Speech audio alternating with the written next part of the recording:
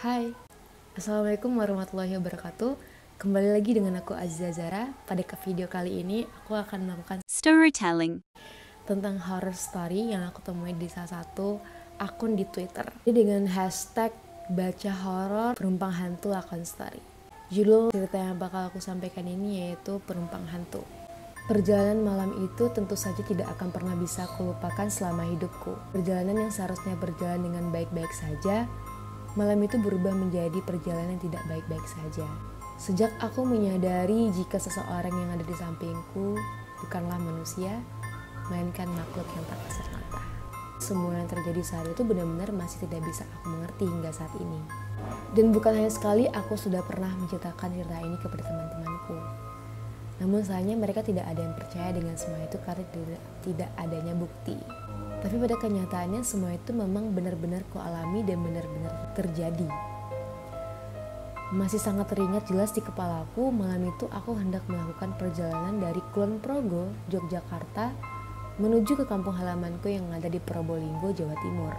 Telepon dari orang tuaku yang mengabarkan jika saudaraku tiba-tiba meninggal dunia, membuatku mau tidak mau malam itu harus pulang ke rumah entah bagaimanapun caranya. Meskipun aku tahu jika malam itu di tempat kerjaku di Kulon Progo, tidak ada satupun orang yang bisa kuajak pergi untuk menemaniku pulang pada malam itu. Singkat cerita, aku harus hadir di saat pemakaman saudaraku yang akan dilakukan pada esok hari. Akhirnya tanpa berpikir panjang, malam itu aku pun pulang ke kampung halamanku seorang diri.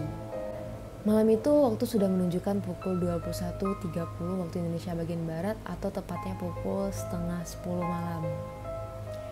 Aku mulai perjalananku tentu saja dengan perasaan yang sangat tidak karuan karena rasa kehilangan yang masih tidak bisa aku terima. Seolah-olah menyelimuti hati yang akhirnya membuatku waktu itu mengemudi sambil melamun, melihat ke arah jalanan yang terlihat semakin lama sudah semakin sepi. Seiring berjalannya waktu, aku pun sampai di daerah yang ada di Klaten, Jawa Tengah. Rasa lapar yang mulai mengganggu akhirnya memaksaku untuk berhenti sejenak di salah satu tempat makan yang ada di pinggir jalan waktu itu. Singkat cerita, setelah itu aku selesai makan malam, aku pun kembali ke arah mobilku dan hendak melanjutkan perjalananku. Namun anehnya ketika aku masih memutar-mutar mundur mobil, tiba-tiba aku malam itu dihalang oleh seseorang yang terlihat seperti sedang meminta bantuan. Mas, stop, teriaknya sambil melambaikan lengannya ke arah depan mobilku. Awalnya aku sempat mengira jika orang itu adalah tukang parkir yang ada di tempat makanku. Namun setelah aku lihat dengan lebih teliti lagi, ternyata dugaanku salah. Karena malam itu aku melihat orang yang menghadang mobilku, wanita muda dengan pakaiannya merah, terlihat rapi, dan wanita itu pun menghampiri di jendela pintu yang memang berada tepat di sampingku. Mas, mau ke arah mana mas? Ucapnya keras. Mau ke Jawa Timur, ada apa ya? Jawabku sambil membuka sedikit kaca mobilku. Saya boleh numpang sambil ke Kediri gak ya mas? Masnya mau ke Jawa Timur mana? Sahutnya. Oh iya silakan bang, saya mau ke Probolinggo. Jawabku sopan. Entah apa yang ada di pikiranku saat itu, malam itu tanpa pikir panjang, aku bertumpangan kepada wanita itu yang belum jelas asal-usulnya. Setelah wanita itu masuk ke dalam mobilku, aku pun seketika melanjutkan perjalananku dengan sesekali melirik ke arah wanita yang duduk tepat di sampingku. Mbak, ini dari mana kok sendirian aja ya? Ucapku memulai percakapan. Saya mau pulang mas, jawabnya singkat dengan nada suara yang sedikit lirih.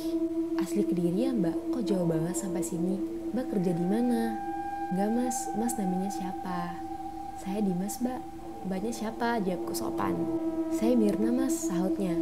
Oh iya Mbak Mirna, salam kenal ya. Selama perjalanan tentu saja aku terus mencoba mengajak ngobrol Mbak Mirna. Karena selain agar aku tidak merasa ngantuk, semua itu kulakukan agar aku juga tidak bosan berada di dalam kendaraan sendirian. Namun sayangnya setiap kali aku mengajak untuk berkomunikasi, wanita yang bernama Mirna tersebut hanya menjawab dengan singkat seolah tidak nyaman jika diajak untuk berbicara olehku. Mengetahui hal itu, aku pun seketika diam dengan tidak lagi terlalu banyak tanya kepada Mbak Mirna. Tidak berapa lama kemudian, bau parfum mobilku yang biasanya tercium sedap, tiba-tiba berubah menjadi bau bunga melati yang entah dari mana datangnya. Oh my God. Dan tidak berhenti di situ saja. AC mobil yang sebelumnya terasa sangat dingin pun seolah tidak berfungsi. Hawa yang kurasakan adalah hawa panas yang tidak seperti biasanya. Mengetahui hal itu, aku mencoba tetap diam dengan tidak membicarakannya kepada Mbak Mirna. Karena aku pun tahu saat itu aku melihat Mbak Mirna dengan kondisi melamun seperti sedang memikirkan sesuatu. Dan dengan tetap menahan semua yang kurasakan, akhirnya aku pun melanjutkan perjalananku tersebut yang semakin lama terasa semakin membosankan. Tiba-tiba Mbak Mirna mengucapkan pertanyaan yang sangat mencurigakan. Mas Dimas, ini rencananya mau lewat mana ya? Saya biasanya lewat Sragen, Ngawi, terus ke timur. Kenapa ya Mbak Mirna? Jawabku. Lewat Magetan saja ya mas. Sahutnya, mau lewat ke Gunung Lawu. Tanyaku, ya mas. Mendengar hal itu tentu saja aku seketika terkejut.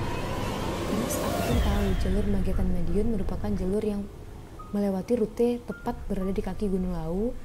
Yang aku tahu jalur tersebut adalah hutan yang sangat gelap jika sudah larut malam. Waduh, di situ jalannya naik turun mbak, lagi ini sudah larut malam.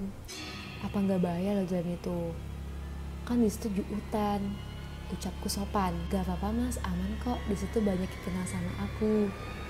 Nanti aku turun sebelum Madiun. Sahutnya, entah apa yang ada di pikiranku saat itu, menangis tanpa berpikir panjang. Aku pun menuruti perkataannya untuk melalui jalur tersebut. Setelah beberapa lama kemudian, akhirnya aku pun sampai di kawasan yang berada tepat di bawah kaki Gunung Lawu tersebut. Sebuah jalanan yang didominasi dengan tanjakan dan tikungan membuat aku malam itu harus lebih berhati-hati lagi dalam mengemudikan mobilku. Jalannya sepi sekali ya mas, unjak Mbak Mirna. Ya mbak, ini kan memang bukan liburan atau keperkan, jadi patut saja sepi. Malam itu kondisi jalanan benar-benar sangat sepi dan tidak ada satupun kendaraan yang terlihat melintas. Bahkan aku pun juga masih ingat malam itu aku beberapa kali melihat ke arah spion yang terlihat hanyalah kegelapan. Setelah beberapa saat perjalanan, Mbak Mirna sebelumnya hanya diam, tiba-tiba sedikit bergumam dengan sesekali tertawa kecil mencurigakan. Hihihihi, ucap Mbak Mirna dengan sesekali menggeleng-gelengkan kepalanya. Tidak berhenti di situ saja.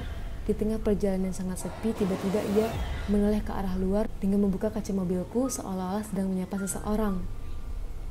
Hei, ngapain di situ? Hai, teriak Mbak Mirna dengan sebagian kepalanya sudah dikeluarkan dari dalam mobilku.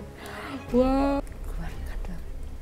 Kebayang gak sih dikeluar kepala keluar setengah?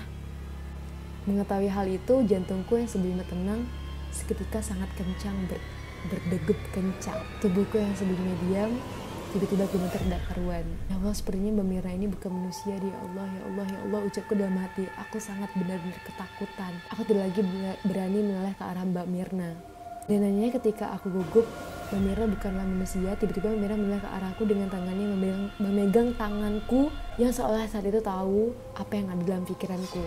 Mas, kenapa aku kelihatannya tegang gitu ya? Dia menatapku dengan senyuman tajam seperti layaknya psikopat. Kebayang gak sih? Mengetahui hal itu, rasa takutku sudah seperti tidak biasa lagi kutahan. Mbak Mirna mengatakan dia akan turun. Gak apa-apa mbak, Mbak Mirna mau turun di mana? Turun di sini saja mas, sahutnya. Dengan sangat-sangat lembut dan juga senyum khasnya. Lalu Mbak Mirna itu pun turun di kawasan di mana tidak ada rumah ataupun apapun yang terlihat berdiri. Benar-benar kosong dan sepi. Semuanya tampak gelap gulita tanpa adanya satupun lampu yang menerangi jalanan tersebut. Mbak yakin mau turun di sini? Sahutku. Ya mas, stop. Nah di sini saja, ucapnya sambil menunjuk ke arah sebelah kiri jalan.